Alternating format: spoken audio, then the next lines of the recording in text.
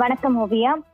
குறிப்பாக கோடை விடுமுறைக்கு பிறகு பள்ளிகள் திறப்பு தள்ளி போகுமா என முதலமைச்சர் விஜயுடன் அமைச்சர் ராஜ்மோகன் அவசர ஆலோசனையில் தற்போது ஈடுபட்டு வருகிறார். குறிப்பாக வானிலை அறிக்கையை அடிப்படையாக கொண்டு முக்கிய முடிவு எடுக்கப்படுமா என்ற எதிர்பார்ப்பும் தற்பொழுது நிலவி வருகிறது. குறிப்பாக தமிழகத்தில் கோடை வெப்பம் மற்றும் மாறி வரும் வானிலை சூழ்நிலை காரணமாக பள்ளிகள் திறக்கும் தேதியில் மாற்றம் ஏற்படுமா என்ற கேள்வி பெற்றோர்கள் மற்றும் மாணவர்கள் மத்தியில் எழுந்துள்ளது.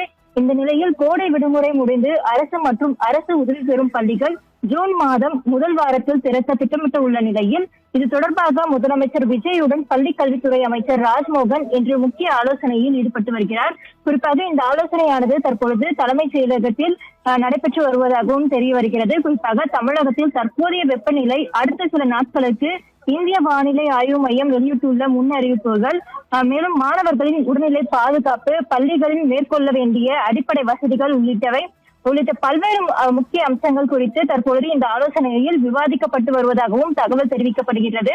குறிப்பாக கடந்த சில நாட்களாக தமிழகத்தில் பல மாவட்டங்களில் வெப்பத்தின் தாக்கம் அதிகரித்துள்ளதுடன் சில பகுதிகளில் மழை மற்றும் பலத்த காற்றும் வாய்ப்பு இருப்பதாகவும் வானிலை ஆய்வு மையம் தெரிவித்துள்ளது. இதனால் பள்ளிகள் திறக்கும் தேதியை சில நாட்களில் ஒத்திவைக்கும் வாய்ப்பு இருப்பதாகவும் கல்வித்துறை வட்டாரங்களில் தகவலானது வெளியே வந்துள்ளது. அதே நேரத்தில் மாணவர்களின் நலனை கருத்தில் கொண்டு முதலமைச்சர்